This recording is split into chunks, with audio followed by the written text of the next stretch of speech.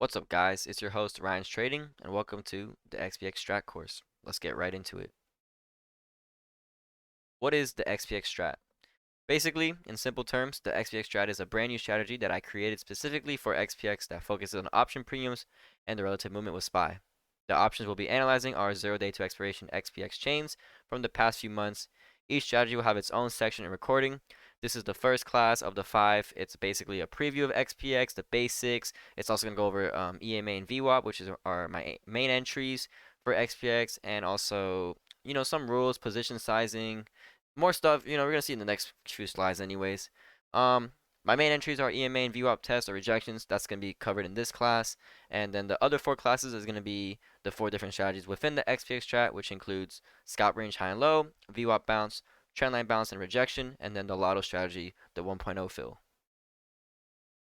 So, how do we catch these plays? This is what we watch for. Simply, I don't trade the first 15 to 30 minutes of market open. You need to let premiums settle. You got to get the ranges going, the trends going, maybe a VWAP bounce. You got to get the indicators to settle in for the day. So I avoid the first 30 minutes. I usually trade maybe like 45 minutes after market open or whenever an opportunity comes, which would be maybe an EMA test or a huge pump, huge dump, maybe a zone's being tested, stuff like that. So simply, all you got to do is add the closest 5 call and put strikes between the premiums. Doesn't really matter what premium. This is just the range I trade in, 1.1 through 5.0, so $100 to a $500 contract. I usually buy 150, $200 contracts. So that's the range I can use. You guys can use whatever range you want, just not under $100. If you're buying like the 0.80 cent contracts, the premium is not going to move as well and the strat is not going to be as effective. If you trade really close in the money, you can buy 800, 1,000, $2,000 contracts. It does not really matter. Just make sure it's not under 1.1. You want to really have some juice on the premiums. So you can look at this picture here. You can see that I have XPX, and then I have the 5 closest chains. This is just a calls example. I also would have 5 put chains, but let's say I'm just watching calls in this example. So here you go. You can see I have 145, 2, 28, 3, 9, 5. Those are the 5 closest chains, and these are, the option premiums I'm going to watch on the chart to see the strat in case, I have an entry in mind. Maybe we're about to test EMA 9 or we're about to test VWAP. I just pull up the chain. I'll probably pull up the 3885 because this is like a good point for where I trade personally. I'll buy like maybe 10, 20 contracts at $200. So you just click the XPX 3885 and then as we go on into course, you're going to see, how to analyze the chains, the premiums, and how to get a good entry. You'll be able to watch for scalp ranges, trends, VWAP bounces, or the 1.0 fill from the least expensive strikes. Make sure you guys stay on the 1 minute chart. I'm also going to go over the rules of each strat, so you don't have to remember this right now, but I do watch option premiums on the 1 minute chart on the XPX chains. Make sure to keep adding 5 closer strikes as the day moves on since premium decays or pops. Since these are 0 day to 0 DTE, these are going to expire same day. The premium and theta is going to kick in towards the end of the day. So you're going to have to keep refreshing your watch list and adding more strikes as they become cheaper and cheaper towards the end of the day. Personal scales and stop loss. After my first scale, I put my stop loss at break even to ensure I exit the trade in profits. If you guys look at my alerts in the chats, you can see I put exit SLBE. That stands for stop loss at break even. I manually do the alerts. I manually put my stop loss, which means I cancel trims. I cancel orders. I put in orders at break even. I scale runners and then I put another stop loss at break even. If you maybe at work or maybe you have a job or you have a kid, you can do trailing stops too. I just manually do it, but you can also put trailing stops and just have a stop loss move up maybe 10% for every 20%, 30% move on your contracts. If the trade goes right at the start, look to cut around 20 to 30% as premium continues to burn, making it harder to gain back profits. The whole point of this course is on the options premiums and how can we use it to our advantage. If we're losing premium, our contracts are becoming weaker, and let's say like a huge pump won't be as effective if you're having cheaper premiums. Let's say a candle, let's say SPY moves up maybe $1, that could be a huge percentage gain on premium, but if your premium's already dying, it might only be like a 20, 30% move rather than maybe a 50, 60% move for a whole dollar gain. So you can see, for example, let's say I alert maybe 1.85, 1.95 entry, I buy the 3990 call at like 1.9. You can see like sometimes I'll have a stop loss at 1.6, 1.55. It's around 20, 30%. That's just an example I'm using, just making off my head. On slow movers, I look for at least 10%, and on lottos, I try for 30 to 40% on first scale.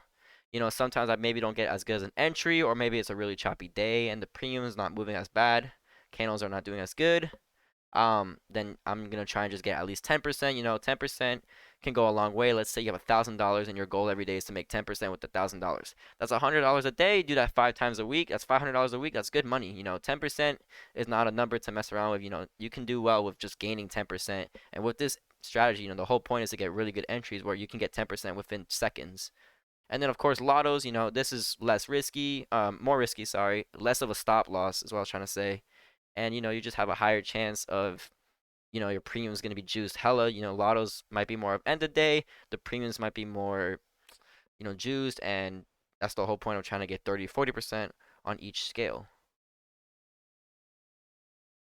For entries, I use limit orders as I already have a target premium in mind. We're going to go over this, of course, in the later classes. Just know for entries, I use limit orders. You can use market orders too, but I feel like limit orders is your best go because you have the order in before everyone else, so you have a higher chance of getting filled. For exits, I switch between limit and market. Depends on how volatile the chain is. Maybe I have an end of day lotto, and you know, maybe it's after FOMC, and you know, J Powell just mentioned, oh, SPY is gonna start going pump, starts pumping. You know, the premiums are getting juice. You can just market order. You don't have to limit order because you maybe might not get filled, or you might get a really shitty fill if you know we're pumping or dumping and the premium is getting juiced, and you're not able to catch that move.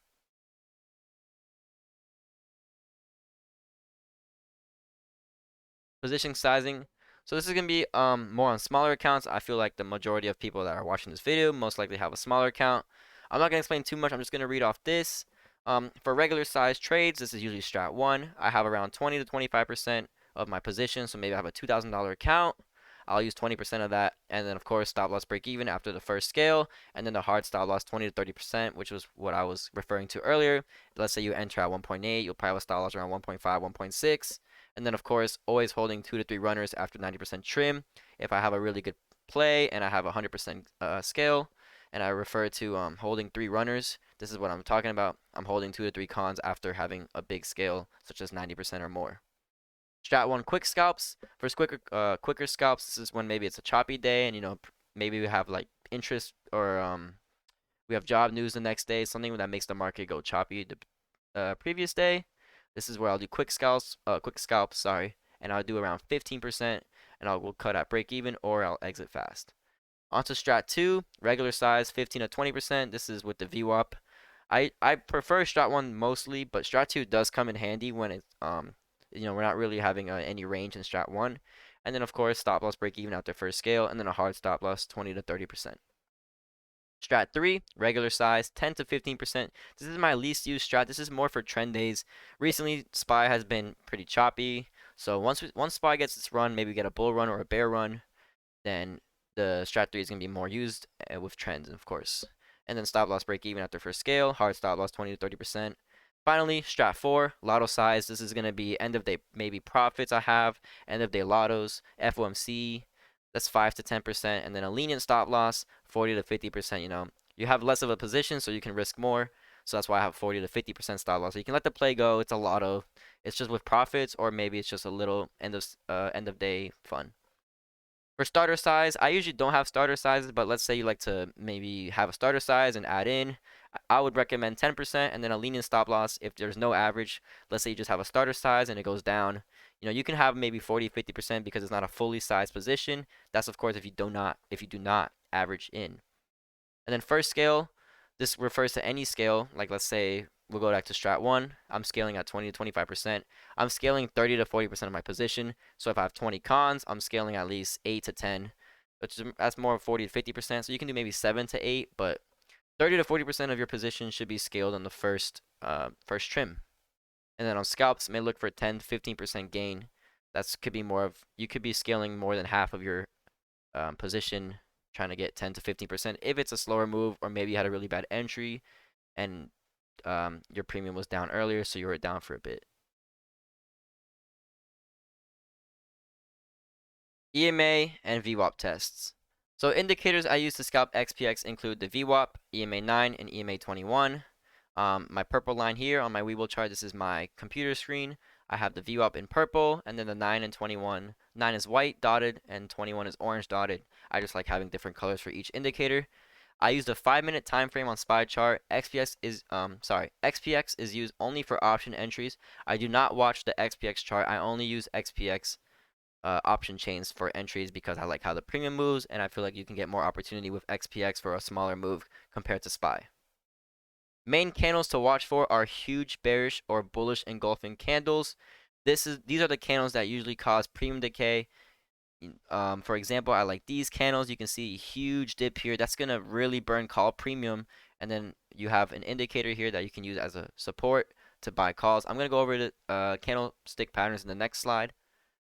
For support test, watch for a hammer or doji type candle, and that will be explained in the examples coming up. I'm going to show you guys 10 different examples of me using EMA/VWap test, and this will all make much more sense. Real quick, I'm not going to go over this too much. This is just a candlestick pattern cheat sheet for ignore crypto market. It doesn't really matter what market. This works for stock market, crypto market, forex market. It does not matter.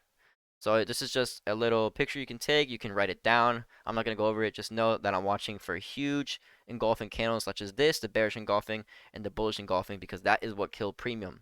Bullish engulfing candles will kill put premium, and otherwise for bearish engulfing candles, that would kill call premium. You want premium to die so you can get a better entry and hope for a recovery. It's a higher chance that premium gets recovered after a huge drop. Let's get right into it. Example 1. Alright, example 1, you can see we have the EMA 21 and VWap. Notice the hanging man candle right before the bullish engulfing candle. You can see here we have the hanging candle, which means that there's going to be bullish buyers present. So that leads to a bullish engulfing candle, which we can predict due to the hanging man right here.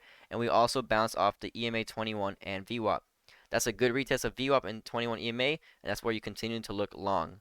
So after seeing this hammer candle, or sorry, the hanging man candle, this is where I would, pull up the call premiums and be like, okay, premium just decayed hella here. We're going to try and buy at a cheaper price, and we're going to buy right around, we're not going to get the exact move here because you have to wait for the candle to form. But let's say we just break above 9 EMA. That's a perfect indication that, oh, we're going to pump a bit. We enter calls here, and you can see the very next candle on the 5-minute chart. We also hit a new range high. Let's say this is the range here. We just hit right here. That's an easy 20-30% scale on your options right away. And that's just a simple example. It's not the best example. It's just the first example that I will go over. But that's just a way of seeing, the hanging man is an indicator that we're going to continue to push up because the sellers cannot defend and break under. We have buyers here that push back the candle. And then we have the retest of EMA and VWap, which allowed us to enter calls maybe right as EMA 9 broke. So we catch this huge move and then this move, and there you go. And you might not even get stopped out if you have a stop loss at break even. We don't retest our entry zone around here, so you can even catch the next move and then of course the high of the day at that time.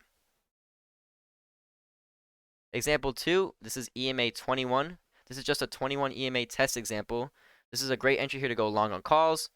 You can see here that we're holding EMA 9 and we finally break under, but we having a bullish trend day. It's already 2 p.m. We've been moving up. When there's a trend day, you don't want to fight the trend. It's already 2 p.m. The market's been moving up for the past 6-7 hours since market open. We break under 21 EMA. This is the perfect entry and you just get calls. As simple as that. You just use the EMA 21 to your advantage, and then Strat 1, which I'm going to go over in the next class, is how you find the entry to get a perfect entry on your SPX options for calls. And you can see that it worked perfectly as we got 2 bullish engulfing candles right there. And since it's more towards the end of the day, this would be a higher move because the options would be a little bit cheaper and theta is going to be on your side as you're buying on the right move. This could probably be around a 30-40% scale. Example 3, this is EMA 9. You can see that we have a huge bearish engulfing candle right before the small bounce. So right here, you can see we have 3 red candles. This is the huge bearish engulfing candle. This is where I'm going to say watching for a retest of EMA to continue short. That's exactly the example I would use. Watch EMA 9. This is EMA 9. Watch for a retest. Now, you can see that the EMA 9 is a bit to the side. That is because this already happened and I had to take a screenshot at the end of the day. But just know, when this was live, the EMA was right on the candle tip right here on the high of the wick. But because we're SPY already closed and we're at the end of the day, the premiums and the indicators move, and adjust to the price action. But this is where you would enter puts, and you can see right on the next 1 minute candle, oh, we're on the 5 minute chart. So the next 5 minutes, we have a huge bearish engulfing candle. You can also say we have kind of a bear flag here. Bear flags on trend days are so good for EMA tests. You'll see them so often, and it's just a perfect test of EMA 9 to continue short. There's nothing more need to be said. This is where you enter, and you get the bearish engulfing candle on the next. And you'll never get stopped out at break even as we continue to go lower, lower, lower, and lower. So you will be able to get all the way to 90% profits plus the 3 runners if you follow that kind of like guideline I gave you in the previous slide. Example 4, EMA 9 and VWap. So here is a live entry with option chains. Now you have a little idea of, what I'm looking for the entry. So let's get into the chains and how this can really reflect your trading. So here we have the SPX 3755 put, and I'm using the EMA 9 and VWap. This was a live entry, which means I alerted this on Discord or whatever, and people played this alert. So you can see here, I'm looking at puts. We have a hanging man, sorry, and we go right back. We're testing EMA 9 and VWap. I'm looking to short, and I entered around 1.5 and I got to 2.2, which means I probably entered right here, next candle. I know it's green right now, but once we already scaled, the price was right here. And because the premium dropped so much, because we had a huge candle back to VWap, we got 1.5 to 2.2 in 45 seconds, which was a 47% scalp. Example 5, EMA 9. Notice the bullish engulfing candle. So you can see here we have the bullish engulfing candle. And if you're trying to, I would obviously look at EMA 9 first. And sometimes it's not always going to be perfect. It might peak over EMA 9. But at the end of the day, as long as you're getting a good entry, we're trying to kill the premium, get a good entry to recover the premium that was already lost from this bullish engulfing candle. It's okay if you're down 10-15% at the start, because at the end of the trade, it worked out really well. We even went to a low of the day. So it's a great entry on EMA 9. But if you also wanted to use the EMA 21, let's say, oh, it broke EMA 9, I'm going to use EMA 21 and VWap. These adjusted at the end, but it would have hit right around here, and you could have also entered at EMA 21, which would give you even a better entry. And as I was saying, don't worry about little pops over EMA. If EMA 21 is right there, there's no need to cut early.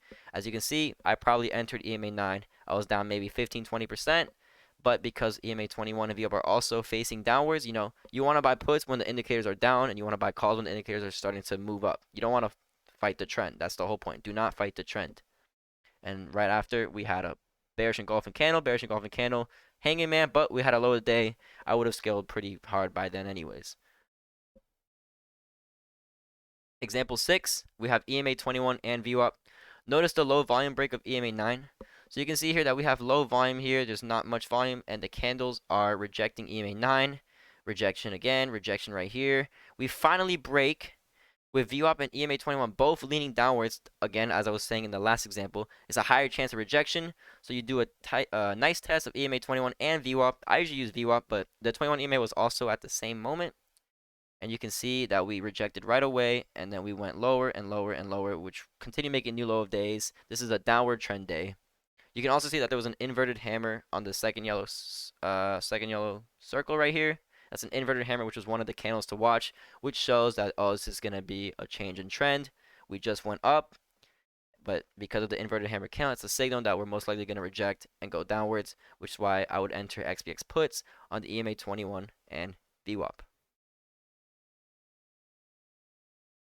Example 7. This is all indicators at once. Notice the previous bearish candles. It also broke under EMA 9 and VWap. You can see here that we had a bearish engulfing candle. It broke all indicators, so this is where I would look for a retest of EMA to continue short.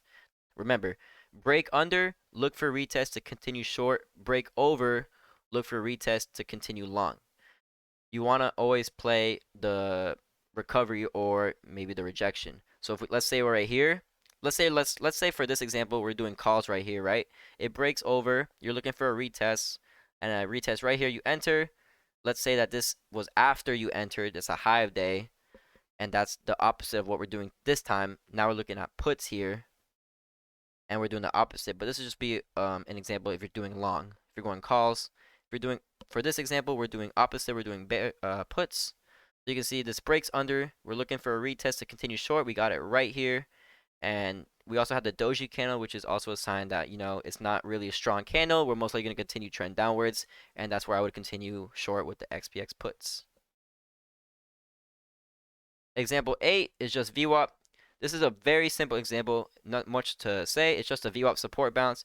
You can see we break above VWap right here, and we're just getting a retest. This would kill premium. It's already 1 p.m., so a lot of the premium is going to be juiced, and because we break under, it's going to be decayed, and you're going to have a really good entry to continue long.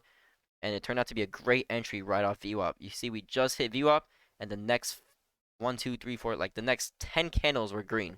This is easily over 100% play, maybe 200% depending on how the premium was juiced. But that is exactly what we're looking for. We're looking for a huge break over VWap and then a huge retest, which I was saying from the last example. If we break over, look for a retest to continue long. If we break under, look for a retest to continue short. Remember those two statements, and you're good for this strategy. We hit right here. That's our VWap. And boom. Just like that. Not more to explain. It's as simple as that. Example 9, also VWap. And this is the opposite. So you can see that it's always good to notice bear flags. You can see that we had a bear flag right here on the way to VWap after 3 huge bearish engulfing candles. Remember, watch out for the engulfing candles. We have a bearish engulfing, bearish engulfing, bearish engulfing. We finally, we're having the retest, as I was saying. After we break down, look for the retest to continue short. Here is the bear flag. We're retesting. Here's VWap. Perfect entry. This couldn't be any better. Good entry to go short on VWap. And you can see that we had an immediate reaction to the downside. Look at this huge bearish engulfing all the way to a low of day.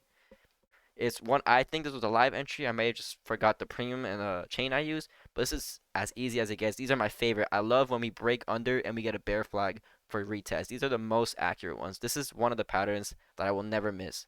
We break under. Again, I'm going to keep saying this so you guys remember. Break under, bear flag retest.